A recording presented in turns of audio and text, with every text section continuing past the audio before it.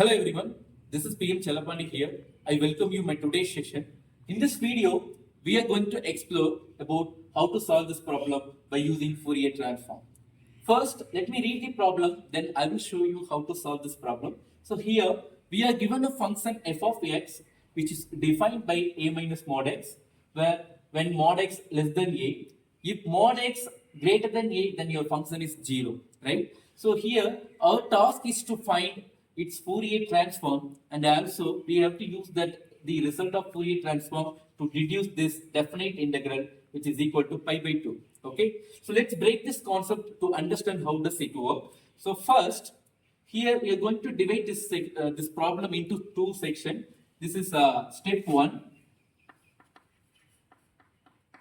In step 1, we will find out what is the Fourier transform. Okay, in step 2, we will deduce this definite integral part by using inverse Fourier transform. Okay, let me see step by step. So first step, we have to write the Fourier transform formula. So here you can see the Fourier transform formula. Okay, so after writing Fourier transform formula, the next step is you have to adjust this formula based on this given information.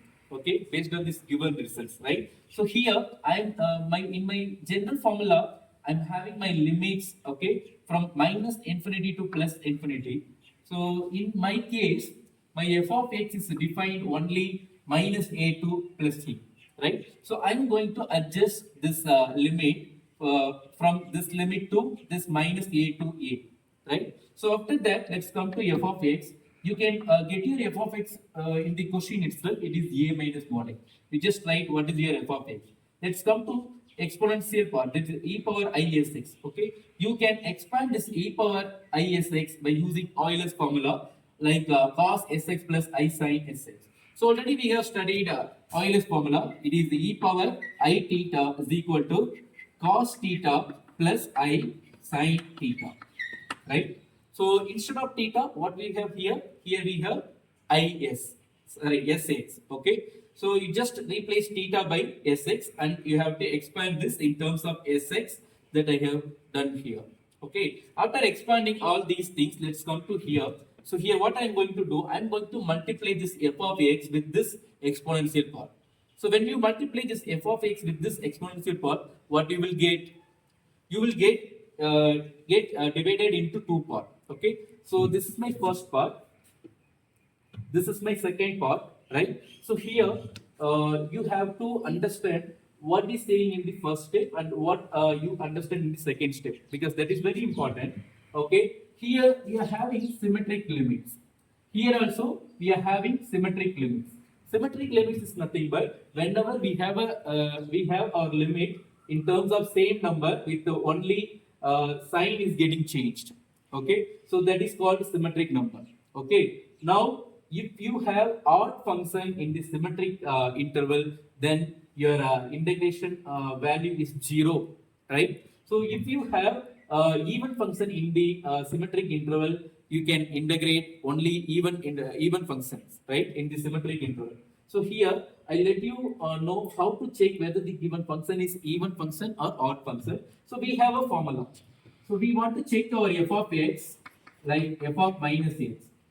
So if you get f of minus x is equal to again f of x, then it is even function. Suppose if you get f of f of minus x is equal to minus f of x, then it is odd function. Let us come here. So here we have our f of x is f of x is equal to a minus mod x. So I let you show how to check. So here we want to check f of minus x, which means you have to add a minus before x, right?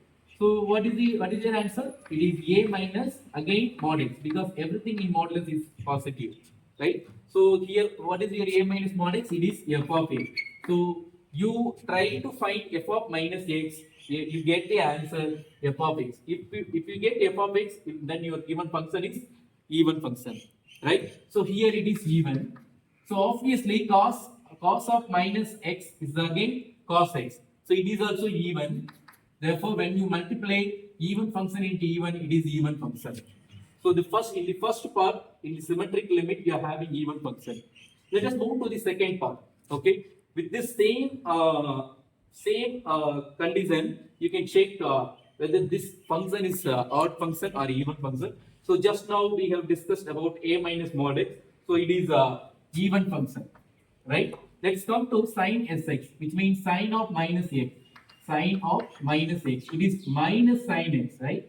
So it is minus sine x, which means minus of f of x. So it is odd function, right? So when you multiply your even function with odd function, you will get even with odd is equal to again odd function. So in the symmetric limit, if you have odd function, then this entire value is equal to 0. Clear? So in this way, I just made this second part as 0. Let's come to the first part. In the first part, you are having even function in the symmetric limits. You can evaluate only this first part. So I just have written the first part. And also one more thing, if you have even function in the symmetric limits, you can rewrite your limit from this expression to 0 to a. But when you rewrite from this limit to this one, you have to multiply 2. Okay, you have to multiply by 2 before this integral symbol. This is rule, right? So as per the rule, I just have multiplied 2 and I have rewritten minus a to a as 0 to a. Then the remaining rest of the terms I have written as it is, right? So let's come here. Here we want to integrate this expression. So before I'm going to integrate, I'm just looking at my integration part for to check whether the given function is a single x function or double x function. It has double times x functions. This is first time, this is second time, which means UDV. If you have your integration expression in terms of UDV, then to integrate that, you have to use Bernoulli's formula, right? So here you can get your Bernoulli's formula. So it is very easy to keep that in our mind. So always UV minus U dash V1 plus U double dash V2 minus etc. So it looks like a pair. Okay, if you have U, then you should have V.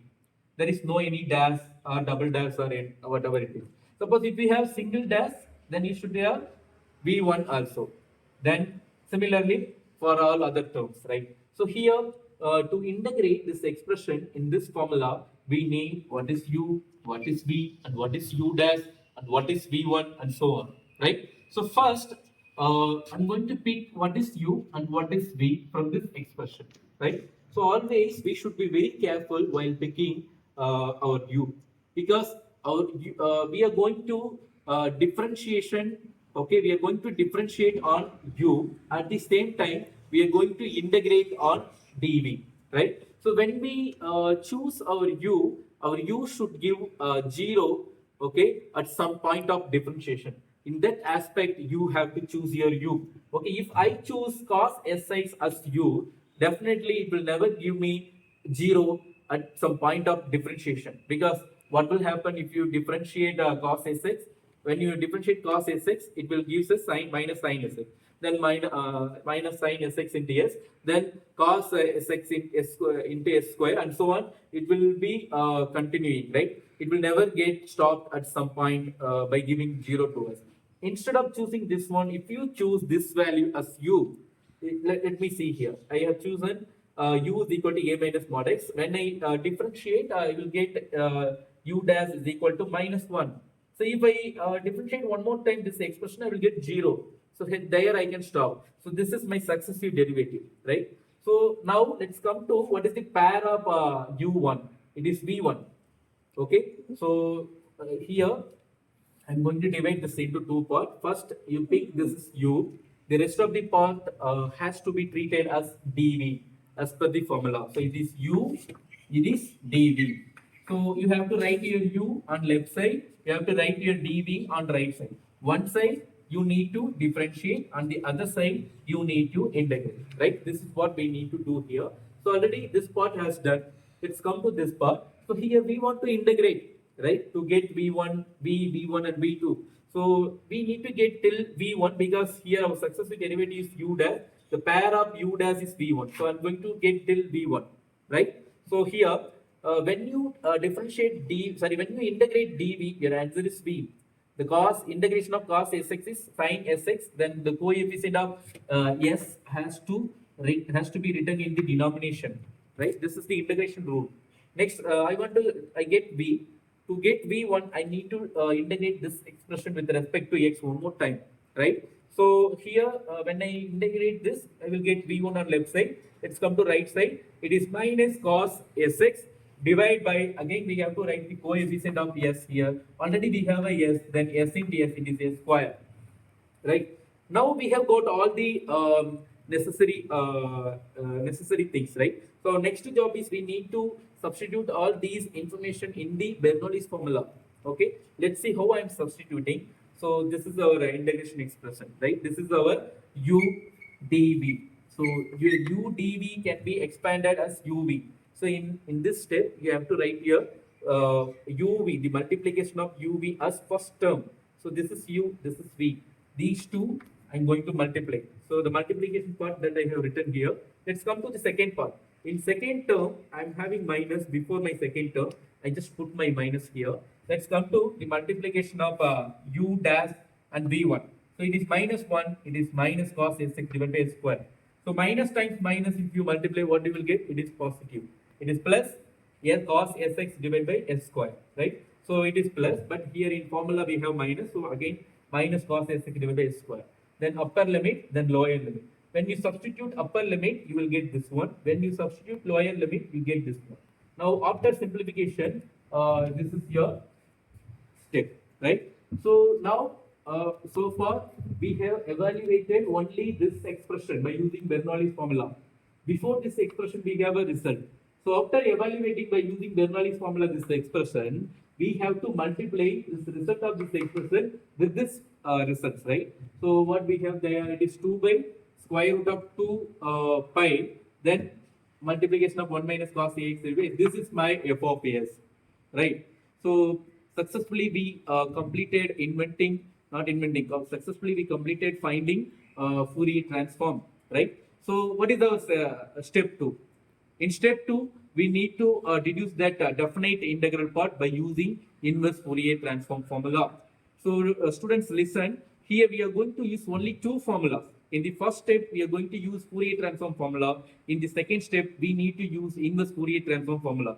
There is no major difference between inverse Fourier transform or Fourier transform formula. There is only slight difference. You have to transform what are the terms that you have on the right side that has to be transformed in the left side and vice versa, right? So this is what you need to do in writing Fourier transform formula or inverse Fourier transform formula. Okay, let's come here. In step 2, we need to use inverse Fourier transform formula to deduce that definite integral part. Okay, one second.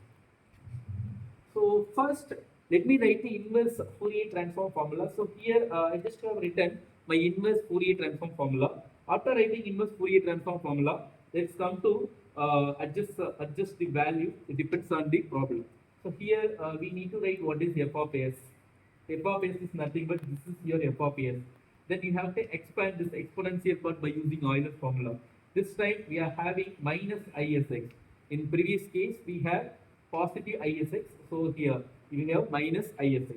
So I'm going to expand this. So f of s, the whole value 2 is divided by square root of 2 pi. So already we have 2 pi here. So 2 is divided by 2 root of 2 pi into root of 2 pi. Then integral value. Then f of s I have written here. Then I just have expanded cos sx minus I sin sx because we have minus here. Okay, into ds. So after expanding the same working process what you have done in the previous step, you are going to follow here also. So that we are going to multiply this expression with this one and that one. Then what you will get divided into two parts.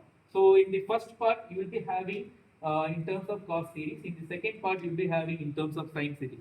So obviously in the symmetric interval, when we have a sine term, it will gives us the odd function.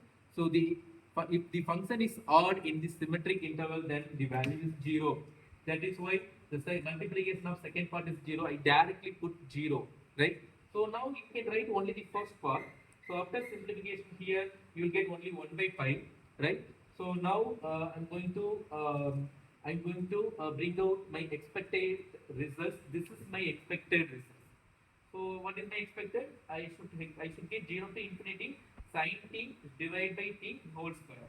Look at this step. In this step, there is no any sign, there is no any word in terms of sign. So we are having only all the words in terms of cos as or some constant. Okay. So first we need to bring the word sin t in this expression so that you can bring out that result, right? So in order to that answer, so I'm going to adjust my value by giving some trigonometric formula. So here, first, what I'm going to do, so I'm going to rewrite because I need only 0 to infinity. So this is a even function. So I can adjust my limit from this expression to 0 to infinity when we multiply 2 before this expression, right? So after multiplying, now you can use 1 minus cos ax by this formula. It is 2 sin square ax by 2. So that I have written here because here we have 1 minus cos ax. So 1 minus cos ax can be written as by this formula. After writing this, let's come to here. So at the same time, you should always keep what you have on the left side. So it is f of x. So f of x, what is f of x that you can pick in the question? Your f of x is a minus mod x, right? So now I'm going to assign some value to a, s, and x. Okay, because there are so many unwanted things that I have to get rid of this, right, by applying some value. So being get rid means not just cancelling all the erasing all these parts, all these unwanted parts. So mathematically we have to get rid of this, okay, by assigning some value. So I need pi by 2 on this side. So already we have 2 by pi. When you take cross multiplication this to this side, you will get pi by 2. For that, what you should have? You should have 1 on this side. Okay, according to that, you have to assign your value. At the same time, I don't want this cos as such. Okay, so by putting some value to cos term, you can disappear this, right? Now let's come to assigning value. So I don't want this 2. So here I want to only t. So if you replace s by t, you will get t, but at the same time, I need to eliminate these two. So if I assign a is equal to 2, I can cancel 2 by 2, I will get only t, right? So in that aspect, I'm just assigning my a value. So when a is equal to 2 and x equal to, if you put x equal to 0, then cos 0 is 1. It also getting disappear, right? So in this way, you can assign your value. After assigning all the value, let us come to check. So a minus mod x. What is the value of a? It is 2. 2 minus 0. It is 2. Then 2 by 5. Then write all these things sin square. A is 2. 2 will be cancelled. Then cos 0 is what? It is 1 into dt. Right? Now let's come here. In the denomination we have s square. It can be replaced by t square. Right? So after simplifying all these parts, then you will get sin t divided by t the whole square in the with the limit 0 to infinity into dt is equal to pi by 2. This is our expected results, right?